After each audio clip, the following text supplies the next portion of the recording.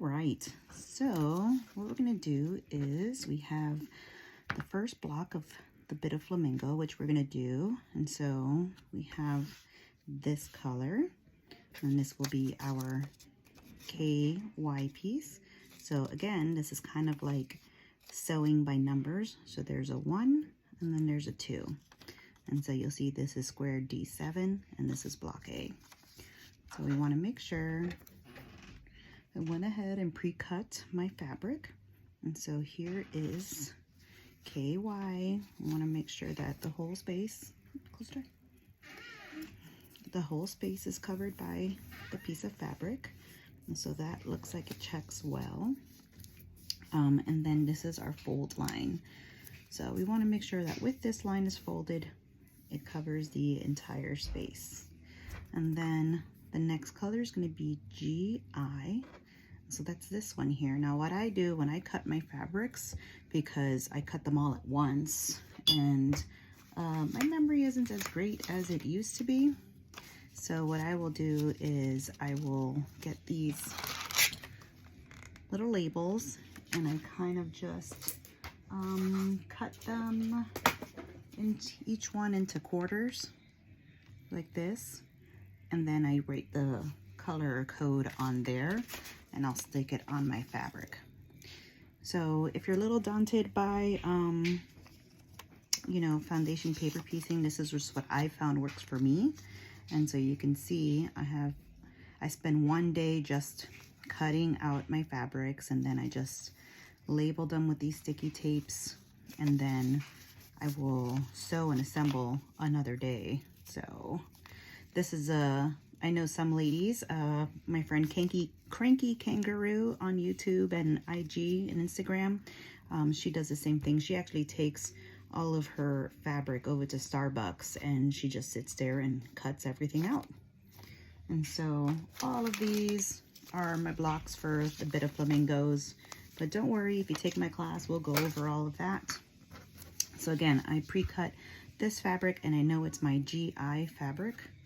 And so what I will do, and again, you can see how this one, you see this GI and it completely covers it. I like to go over just in case.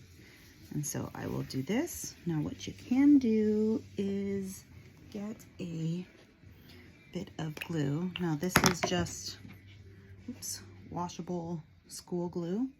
And so this washable school glue, don't freak out once it dries. I usually just put a dot right there, and I could put this on my #1 piece to kind of hold it in place, and it does really well. And then when it dries, it does not stain your fabric or anything.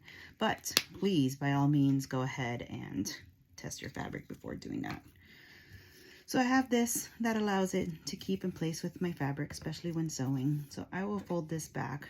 Now this GI, I will go ahead and put this to the side. I might reuse it. I might just toss it. You are going to, let me redo this and put this closer. And so these gray side things on the side, those are your seam allowance. So it's a quarter inch seam allowance. I might need more glue. You see how it already disappeared? So your 1/4 inch seam allowance is built into the pattern, so that's the dark gray line on the outside. So with that, oh, my iron's sad. I will go ahead and I'm gonna line it up here to the edge. And a quick way to make sure that you got this right on the line, you can get a pin and kind of pin it together right on the line if you'd like. And then if you get it right, then you should be able to twist this back, and then see, you got your one piece right there. So when you twist it back, it should line up like that. So that means that I got my piecing right. So now that I have that, I will take it to, I'm going to move this pin around so I can sew right on the line since I have it right there. Normally I don't even pin it for a piece this small, but for example, I'm going to go ahead and do it and knock itself out. And so this black line is your sewing line. So we're just gonna sew right along that line. And I'll take this to my machine real quick. I'm actually using my daughter's machine because I don't know what happened to my presser foot in my machine, which is a really odd thing to lose. So that's okay. Weirder things have happened in my life.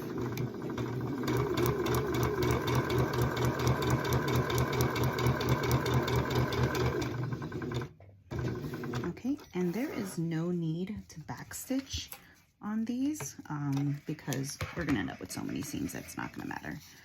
So here it goes. You have, remember, you have your number one or the lower number fabric first. It should be your paper, the foundation fabric, and then the second fabric, right? So now that we have this done, I'm going to open this up and I'm going to, bring, this is just a little tiny Cricut iron. I like it because I can have it right here next to me and it's perfect for foundation paper piecing. And so just give it a quick little iron right there. Look at this cute little guy. When I do, you know, regular normal sized people stuff, I use a bigger iron, but that one's really great. And there you go. And then you have your seam. Now, as far as pressing your seams,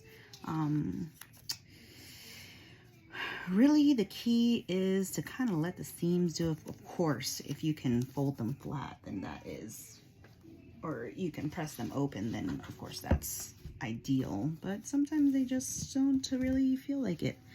I don't worry about the seams too much until later when it comes time to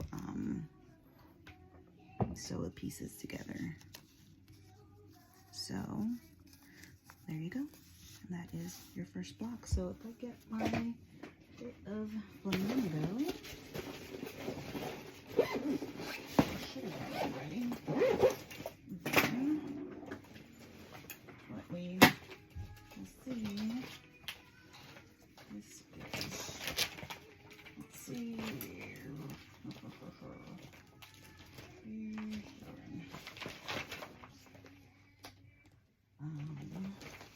So what this will end up being is, this is your pattern, and this guy will end up going right here.